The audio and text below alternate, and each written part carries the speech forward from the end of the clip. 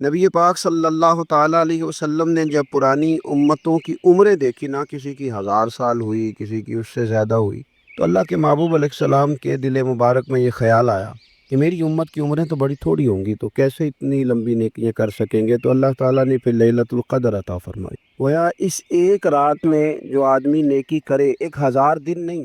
کتنا لوگوں کو شوق ہے کہ کوئی ایسا جک لگے، یکدم میری ساری چیزیں بڑھ جائیں۔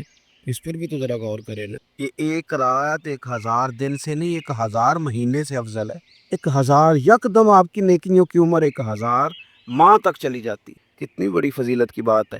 میرے رسول کریم صلی اللہ تعالیٰ علیہ وآلہ وسلم خاص توجہ دلاتے، اس رات کے حوالے سے خاص توجہ دلاتے۔ اور یہ رات کب ہوتی ہے؟ صحیح حدیث میں موجود ہے، نبی پاک صلی اللہ تعالیٰ علیہ وسلم نے فرمایا کہ اسے رمضان کے آخری عشرے میں تلاش کرو۔ گویا یہ جو 5 طاق راتیں ہیں نا، 21ویں، 23ویں، 25ویں، 27ویں، 29ویں، ان طاق راتوں میں اس رات کو تلاش کرو۔ اس رات اللہ کے فرشتے نازل ہوتے، آسمان دنیا پر، زمین پر فرشتے اترتے، حضرت جبریل امین علیہ الصلاۃ والسلام انہیں لے کر کے آتے ہیں، اور فرشتے کیا کرتے ہیں کہ جو بندہ اس رات اللہ کی یاد میں موجود ہو، جو بندہ اللہ تبارک و تعالیٰ کے، جو بندہ اس اللہ تعالیٰ کی بارگاہ میں کسی بھی طور پر حاضر ہو، فرشتے اس کے لیے دعائیں مغفرت بھی کرتے ہیں اور رب کے بارگاہ میں التجائے رحمت بھی کرتے ہیں۔ اور ایک روایت میں ہمیں یوں بھی ملتا ہے کہ فرشتے اسے مصافحہ بھی کرتے ہیں، ہاتھ بھی ملاتے ہیں۔ دیکھیے نا کتنی سعادت مندی ہے کہ انسان عبادت کر رہا ہو اور فرشتے اس کی زیارت کو آئے۔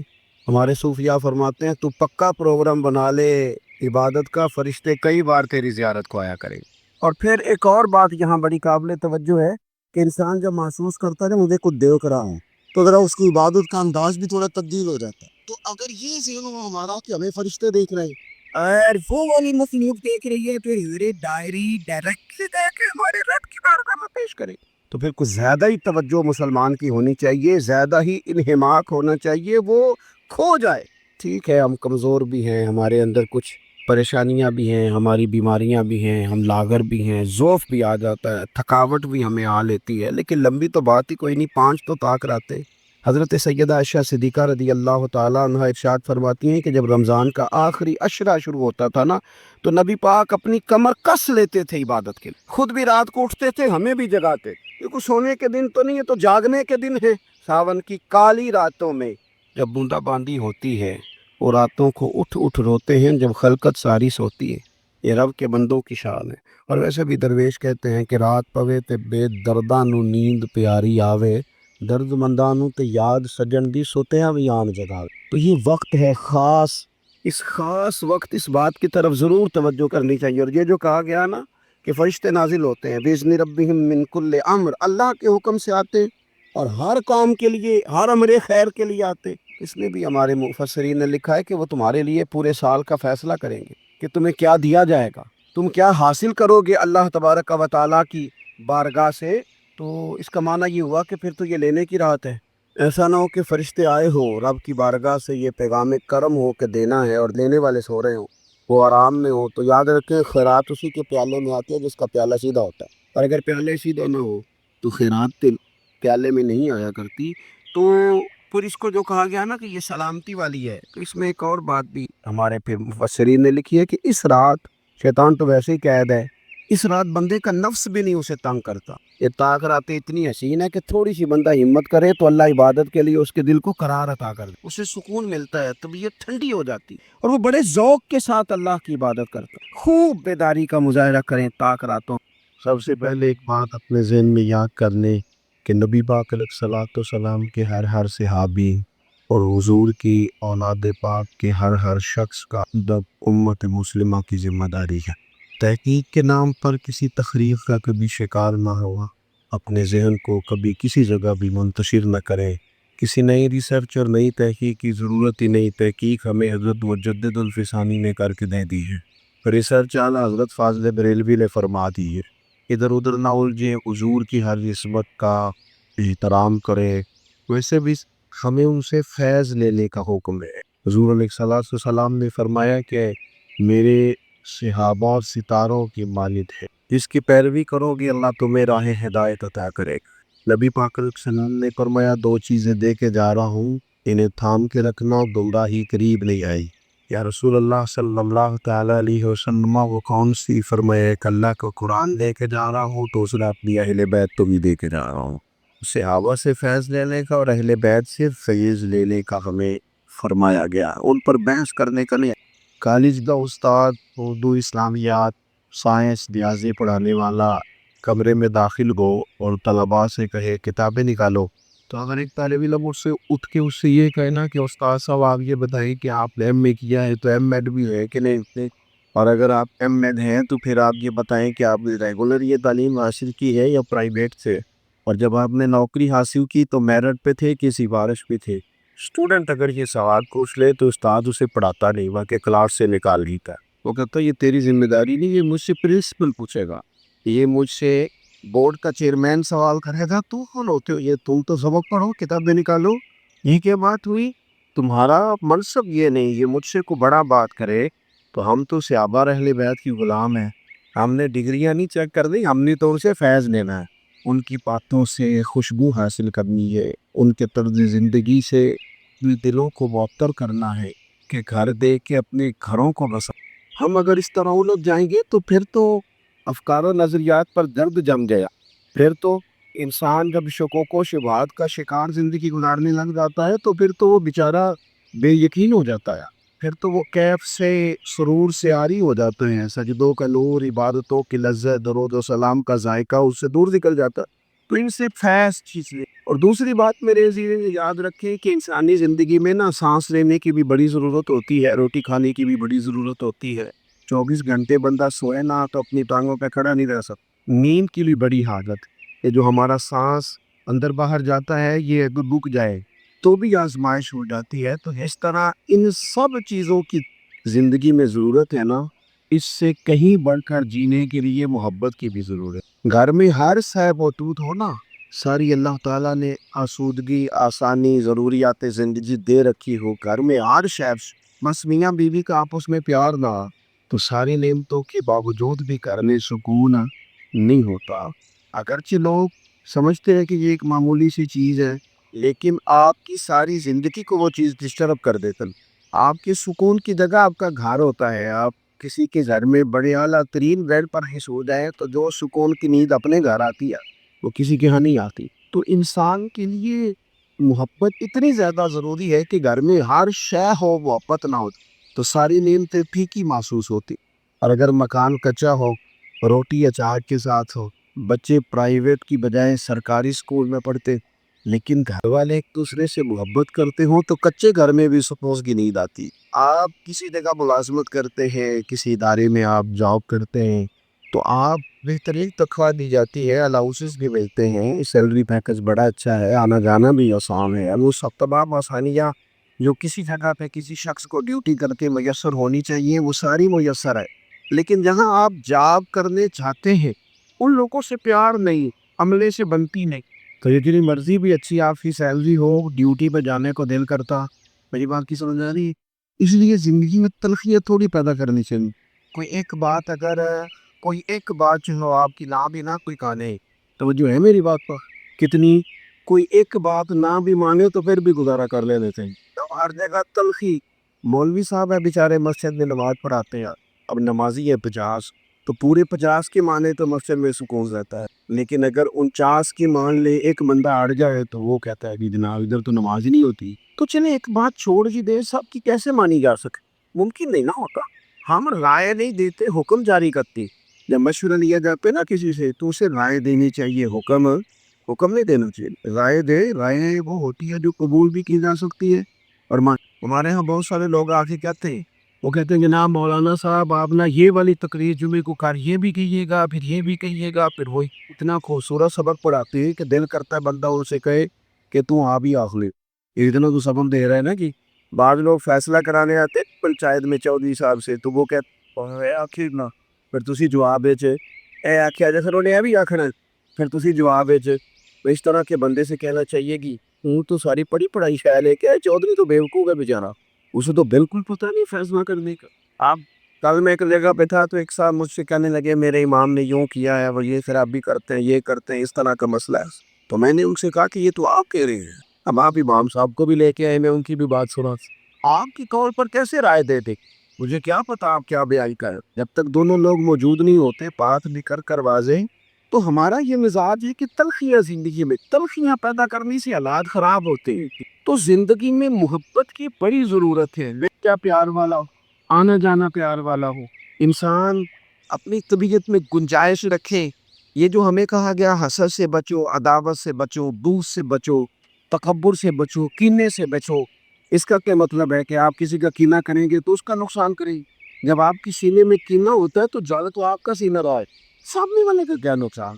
اگر آپ حسد کر رہے ہیں تو تباہی تو آپ کے اپنے سینے میں، سامنے والے کو اس کا کیا نقصان؟ اگر آپ کسی جگہ تکبر کا شکار ہیں تو آپ پریشان ہیں، سامنے والا پریشان ہے۔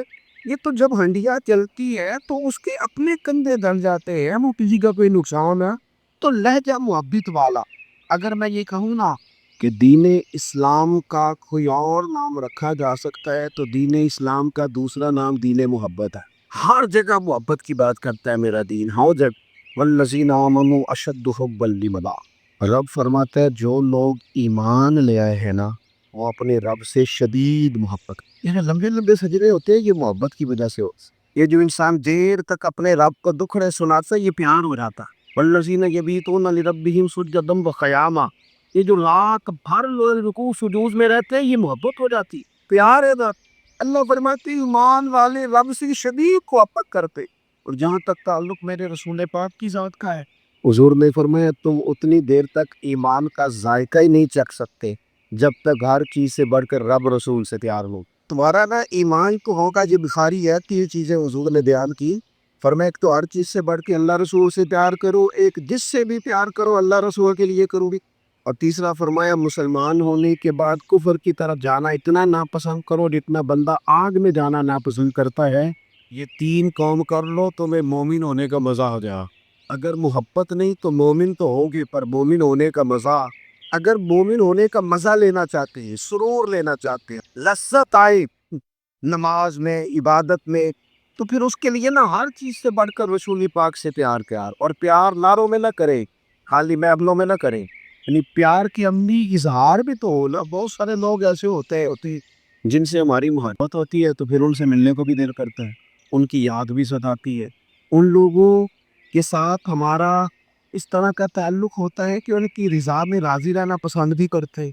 اگر حضور سے بھی محبت کامل ہونا تو اس کا تعلق صرف جسمی نعتوں سے نہیں، اس کا تعلق تو آپ کے قلبی جذبات کے ساتھ ہے۔ نعت تو ٹکراتی ہے دل سے جا، دیکھیں نا بندہ تو گھر میں لیٹا ہوا ہو تو بڑی ٹینشن ہے، اور بھی تو ہوتی ہے نا اسے، سارے پوچھتے ہیں خیر ہے نا، تو بندہ لیٹا تھا رات کو رونے لگ گیا، کھینچ کیا لے کے روڑا، سیانا بیانا بندہ ہے وہ رو رہا ہے، بچے اٹھ کے آ گئے، ماں سے خوش نے ابا جی کو کیا ہے، اماں کہتی ہے پوتر تمہارے والی بات ہے، انہوں نے کہا پھر کہا ماں نہیں کوئی اگر درد ہے تکلیف ہے تو ڈاکٹر کا بندوبست کرتے، وہ ٹینشن ہے تو ازالے کی کوشش کرتے، مسئلہ کیا ہے؟ ماں کہنے لگی پتر جا کے سو جاؤ، تمہارے والی بات یہ، تو کہا ماں پھر بتائیں تو صحیح، ہمارا والی سمجھدار ہے، اس طرح روتے دیکھا نہیں، تو ماں بھی رو پڑی، کہنے لگی پتر تمہارے نبی کو نا، تمہارے والد کو نا نبی پاک کا مدینہ یاد آتا، سون کا شہر یاد آتا ہے، تو وہ تھوڑا ساری اس لوگ کو، اس سے کیا ہوتا ہے اولاد کے دلوں میں حضور کی محبت پیدا ہو، جب اس کے عملی مظاہرے، جب عملی مظاہرے بندہ کرتا ہے نا جی تو پھر توجہ ہوتی ہے لوگوں کی، دائیں بائیں اس محبت کی خیرات بٹتی، تو ہمیں محبت کرنے کا کہا گیا اللہ سے، رسول اللہ سے، حضور کے اسباب سے، حضور کے، حضور فرماتے ہیں یہ ترمذی میں موجود ہے، یہ حدیث آپ یاد رکھیے گا، اللہ کے محبوب فرماتے ہیں میرے صحابہ سے کس نے محبت کی میری وجہ سے کر، میری وجہ سے، یہ فرمایا جس نے ان سے عداوت رکھی میری وجہ سے رکھی، ہیں جو میرے صحابہ سے پیار کی بات، ان سے محبت۔ اور جہاں تک تعلق حضور کی اولاد پاک کا ہے، صحابہ کرام علیہم رضوان ایک دن جمع ہو کے نا سب نے ایک جگہ کچھ پیسے جمع اور اللہ کے حضور کی بارگاہ میں پیش کی، عرض کی یا رسول اللہ صلی اللہ تعالیٰ علیہ وسلم یہ نذرانہ نہ اور مہینے پیش کریں گے، آپ نے ہمارے اوپر بڑے احسانات کیے ہیں، ہم ان کا بدلہ تو نہیں چکا سکتے، لیکن یہ کچھ تھوڑا سا نذرانہ ہے، ہر مہینے گھر کے جو آپ کے مصارف ہے ان میں آپ خرچ فرما لے۔ صحابہ نے نذرانہ دیا اہل بیت کی خدمت کے لیے، اللہ کریم دے قرآن مجید نازل ہوتا ہے، فرمایا قل لا اسألکم علیہ اجرا، اے محبوب آپ ان سے فرما دیں کہ میں تبلیغ دین پر تو سے کوئی اجر نہیں مانگتا، تو میرے اللہ کے ذمہ کرم تھے. میں تم سے کوئی ادر ادھر دیکھو میری دیکھو میں تم سے کوئی ادر نہیں الا المودۃ فی القربى. اس آیت کی گہرائی کو کبھی سمجھی. میں تبلیغ دین پر تم سے کوئی ادر نہیں مانگتا. ہاں جو میرے قریبی ہے نا ان سے ذرا محبت کرتے رہنا. یہ جو میری ازواج ہے میری 4 بیٹیاں ہیں ان کی اولادیں ہیں یہ جو سیدہ فاطمہ ہے یہ جو مولا یہ اولاد ان سے پیار کرانا اسی تو ماش اللہ تعالیٰ آپ کو صحت دے سلامتی عطا.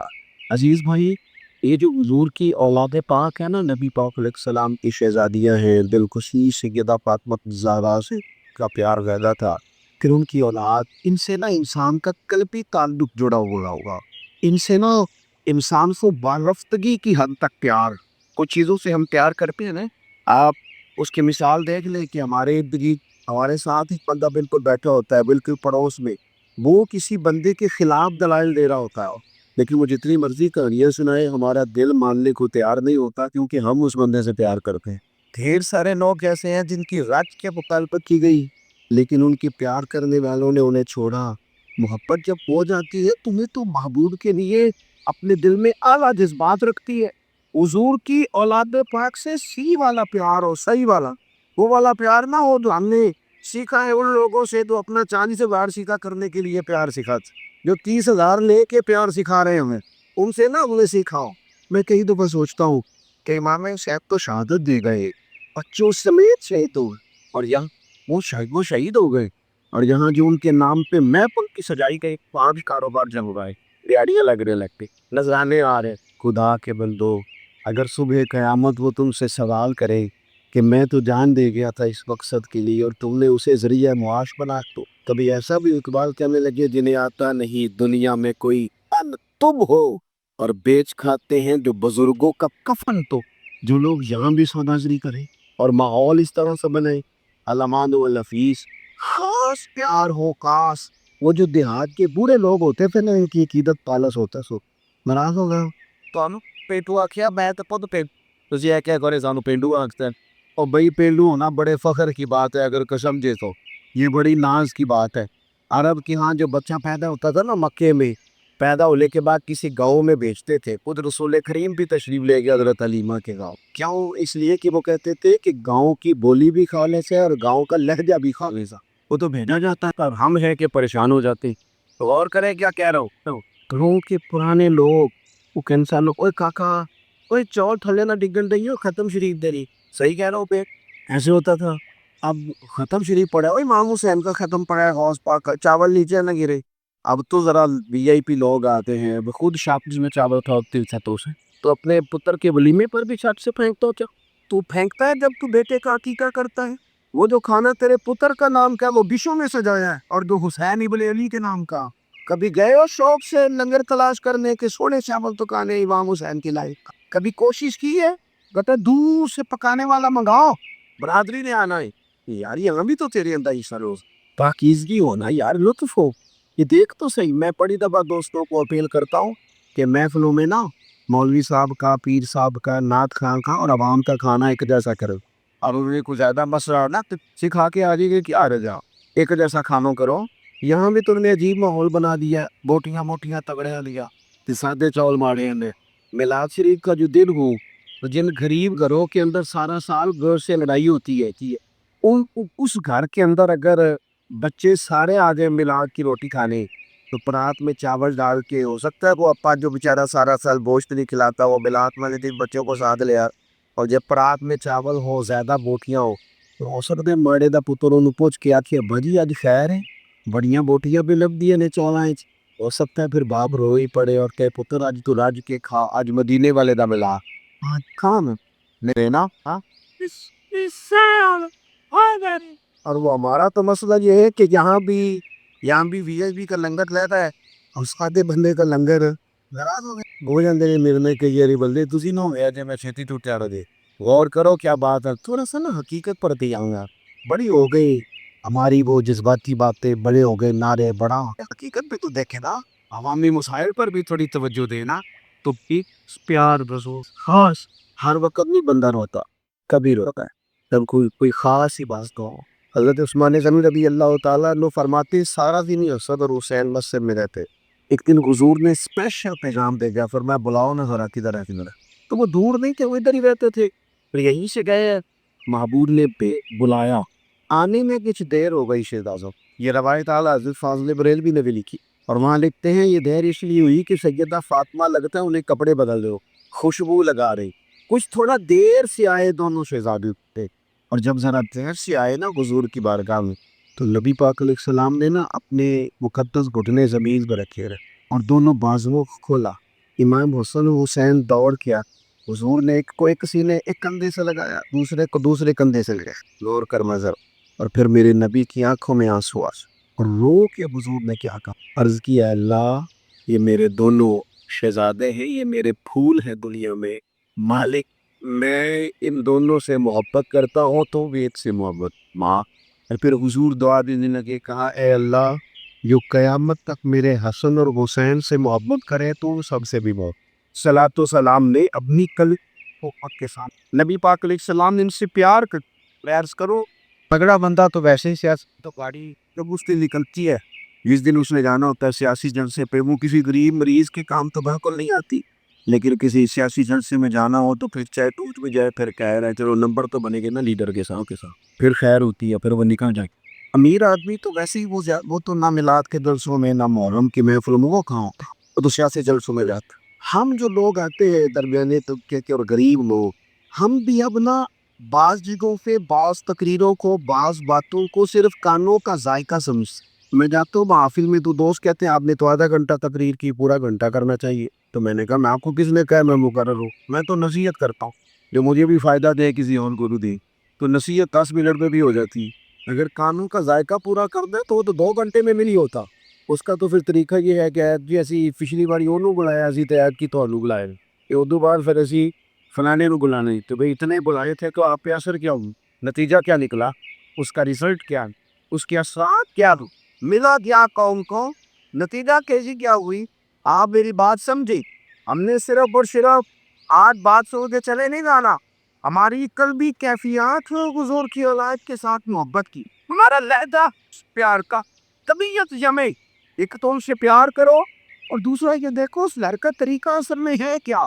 میں اکثر لوگوں سے سنتا ہوں نا امام حسین کی سیرت تو وہ کہتے ہیں کربلا میں گئے تھے. بھی کربلا میں کہا 50 سال کی عمر کے بعد گئے تھے، اسے بعد نے کہا تھا امام حسین کی زندگی کو حجرے کے اندر ایسے نہ کسی کا پتہ نہ ہو، انہوں نے بھرپور زندگی گزاری پور. امام علی مقام رضی اللہ تعالیٰ عنہ کا گھرانہ شان والا ہے، کہاں چھپا نہیں. تو اہل بیت نبوت کا جو طریقہ اسے سمجھو. سب سے پہلا اس گھر کا انداز یہ ہے کہ وہ صبر والے بات تھے، قناعت والی نوع تھے. ادھر دیکھو تھوڑے پیسوں پر ضبط گزارنے والے تھا، تھوڑی پر گزارا. حضور نے دعا مانگی تھی یا اللہ میرے بچوں کو بقدر ضرورت روزی دینا. مال دولت جائیدادیں یہ بنائی نہیں، آئی بڑی رکشی پیار. کسی بندے کی کسی غریب کی بیٹی اتنا کام کرتی ہے کہ اس کے ہاتھوں پہ چھالے پڑ دے، لیکن حضرت فاطمہ پڑ جاتے. یہ لوگ کہتے ہیں خو بچی آ جاتی جی میں کیا کرتا. تو نبی پاک کے پاس آ کے حضرت فاطمہ الزہرا نے کہا کہ یا رسول اللہ سنے آپ کے پاس غلام آئے کہ تو ایک غلام مل جائے کوئی چکی پیس لیا کرے گا، گھر کے کام کاج کر دے گا. تو نبی پاک نے فرمایا پتر تجھے بہتر مسکانا تو یا رسول اللہ فرمایا 33 بار سبحان اللہ پڑھا کر، 33 بار الحمدللہ پڑھا کر، 34 بار اللہ اکبر پڑھا کر. جب تسبیح ختم ہوگی اللہ غلام آزاد کرنے کا سباز ہے. آپ بہت جزاکر غور فرمائی کہ نبی پاک نے فرمایا پتر گھر کے کام خود ہی کر لے کر. یہاں کہتے ہو بچے سسرال میں بڑی دکھی ہے کیا کرتا کرے روٹیاں پکاتی. کنز المال میں یہ لفظ موجود ہے، تباہی اتار رہی ان کی صلاحیت ختم کر رہا ہے.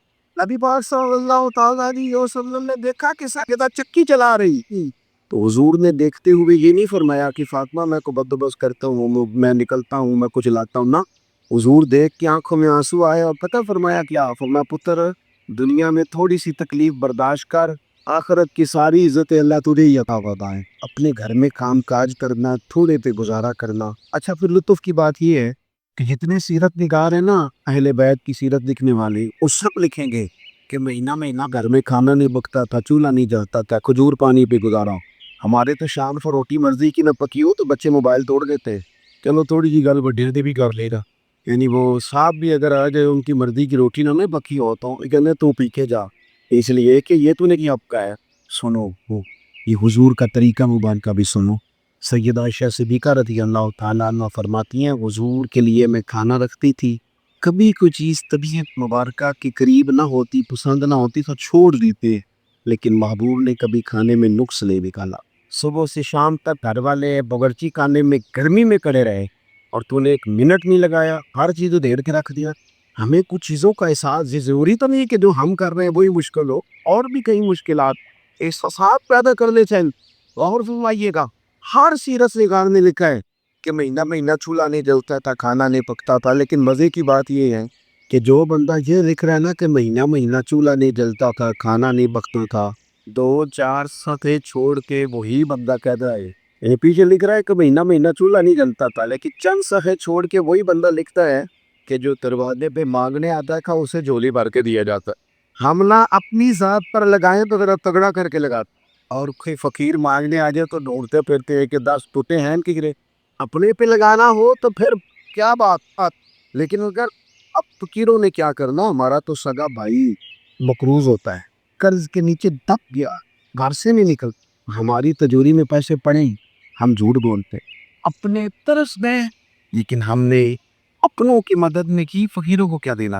اللہ ماشاء. حضرت امام حسین کے پاس نا فقیر مانگنے آیا، اس کا خیال تھا 2-4 دینار مل جائیں گے، بات بن جائے، قربان جائیں. امام بانٹتی اتنا تھی، وہ تو گھر میں رکھ دی کوئی شے نہیں. وہ آیا کہ اس نے مانگا تو امام حسین فرمانے لگے یار اس وقت تو 1 دینار بھی نہیں میرے پاس. فرمانے لگے تو تھوڑا بیٹھ جا، انتظار کا. وہ کہتا 2-4 گھنٹے میں بیٹھا تو میں تو 2-4 دینار کے چکر میں تھا، 5 تھیلیاں اشرفیوں کی بھری ہوئی آئیں، ان میں 5000 اشرفیاں تھی. تو میرا خیال تھا کھلے گی تو 2-4 مجھے بھی مل جائے گی، اور قربان جاؤں سیدہ پاک کے لال کے، انہوں نے 5 اٹھا کے میری جوڑی میں ڈال. اب تنگی نام آپ نا ضرور بھی کچھ ماں 5 اٹھا کے ڈال دی.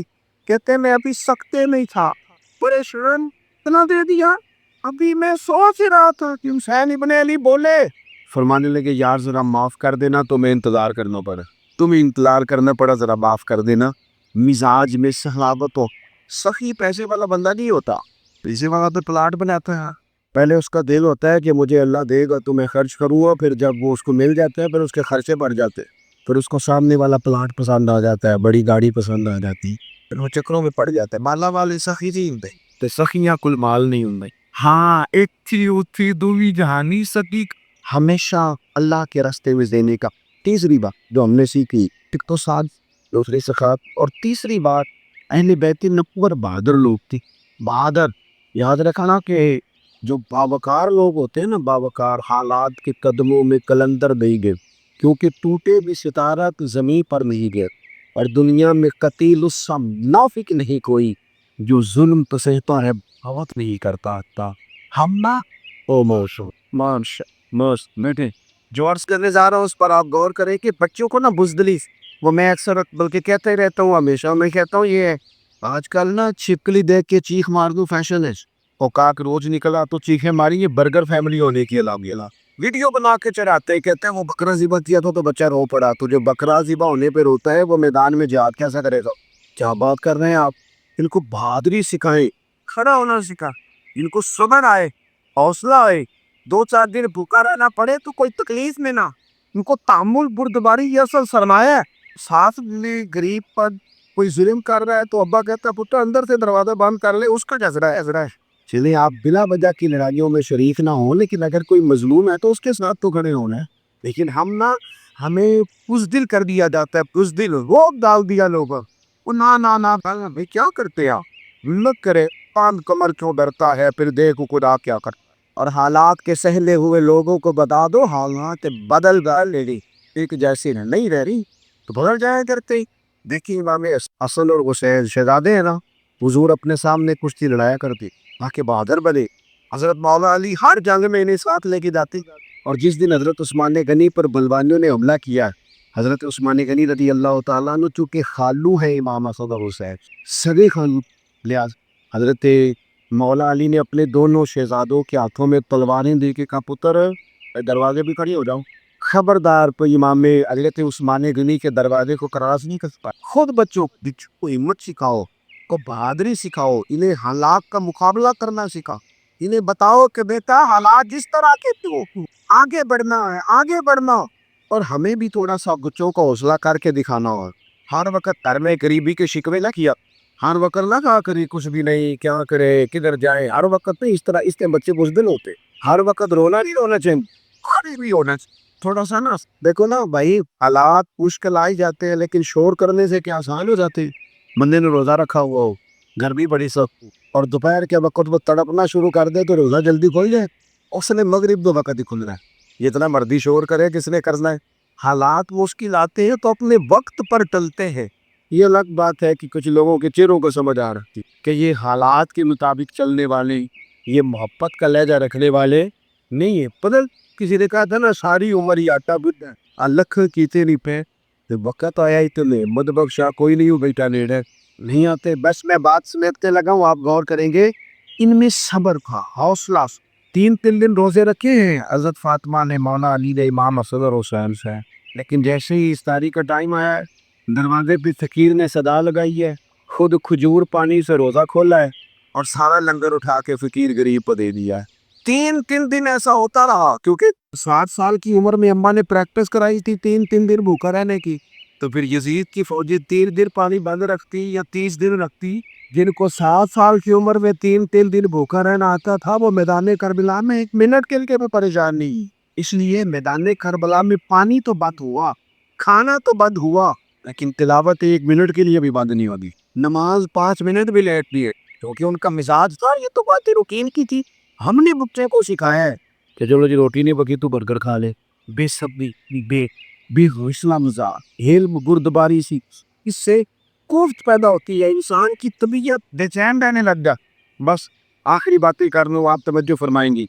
हजरत इमाम हसन और हुसैन बहुत बड़े इबादत गुजार लेकिन तो पता ना कुछ लोग ये निस्बत भी बड़ी तगड़ी है। वो कई बार स्टेज ते कहते ने तू नमाज़ां संभाल के रख, साड़ी निस्बत बड़ी। ओ खुदा दे बंदिया, तेरी कोई लहदा निस्बत है, लेकिन की सबसे तगड़ी निस्बत है इमाम हसन और हुसैन। सैयदा फातिमा सारा दिन काम करती थी, रात को बंदा पूरी तरह थक जाता है, पर सैयदा पाक मुसल्ला बिछा ले, सारी रात नमाज पढ़। हम ना, हमसे सारे काम करा लो, तस्बीह ना पढ़ाओ, सारे महफिल 4 घंटे की करा लो, नमाज 5 मिनट की नहीं पढ़ेंगे तोड़ी। पता नहीं क्या मसा है। मैंने कई दफा देखा है कि मस्जिद के हुजरे में मीटिंग हो रही और बड़ी लंबी बातें, मशवरे, कमाल है, हो फलाने को ये करना चाहिए, मौलवी बिगड़ गए, पीर बिगड़ गए, फलाना बिगड़ गए, बड़ी बातें हो रही, तंजीमें जमातें खराब हो गई। लेकिन नमाज का टाइम आता है तो उनमें से ढेर सारे बंदे जिनको काम याद आ जाता, आप बैठे रहे ना, आप आधा घंटा बैठे गपशप करे, कोई मसला नहीं, लो दिया तस्बीह लो, 500 वाली दुरूद शरीफ पढ़ो, नींद आनी शुरू हो जाए। खुदा के बंदो,